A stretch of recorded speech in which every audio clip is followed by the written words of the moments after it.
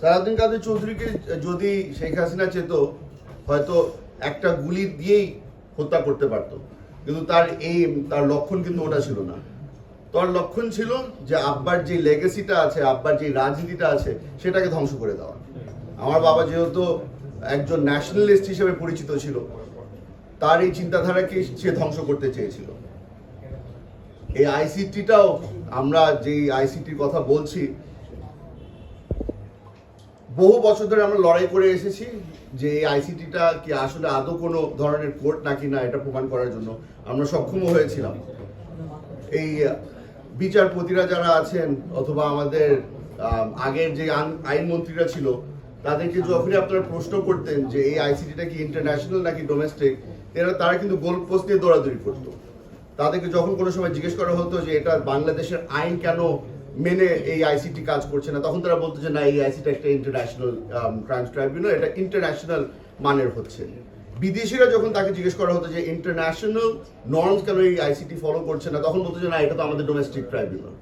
ওরা কোনো সময় কিন্তু আমাদেরকে খোলামেলা বলতে পারেনি যে এই আইসিটি ট্রাইব্যুনালের কোন জুরিসডিকশনে কাজ করছে। আপনারা জানেন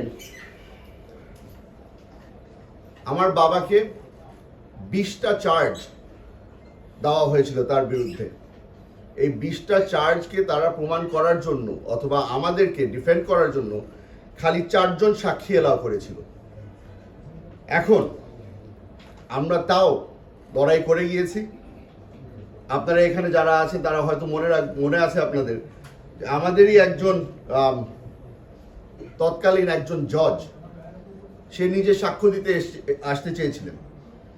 সে বলেছিলেন যে সালাউদ্দিন কাদের চৌধুরী তখন পাঞ্জাব ইউনিভার্সিটিতে তার সাথেই ছিলেন। সে নিজে আসতে পারেননি, তবে উনি তখনের জাস্টিস সিনহার কাছে সে পারমিশন চেয়েছিল যে যেহেতু আমি একজন সিটিং জাজ, আমি আপনার পারমিশন ছাড়া আমি এভিডেন্স দিতে যেতে পারি না, আপনি কি অনুমতি দিবেন কিনা।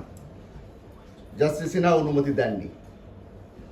আপনারা হয়তো জানেন, আপনাদের হয়তো মনে আছে, আব্বার কেস চলাকালীন ওই স্কাইপ কেলেঙ্কারিও কিন্তু বের হয়ে এসেছিল, যেখানে জাস্টিস নাসিমের নিজ গলায় আওয়াজেই শোনা যাচ্ছে, উনি বলছেন যে সাকাকে যদি আমরা ফাঁসি দিয়ে দিতে পারি তাহলে আমার জন্য কিন্তু সুপ্রিম কোর্টের জায়গা খালি হয়ে আছে, ওখানে আমাকে জায়গা দিয়ে দিবে।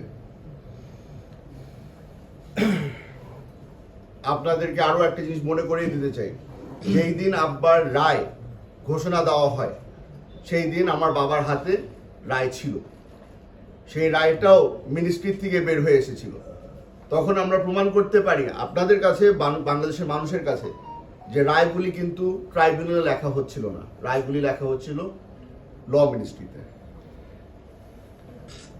আমরা হয়তো অনেকগুলি এরকম আরো অনেক কিছু আপনাদেরকে বলতে পারবো যে কারণে এই ট্রাইব্যুনালটা বিতর্কিত ছিল অথবা এই জাস্টিস সিস্টেমটাই ধ্বংস হয়ে গিয়েছিল।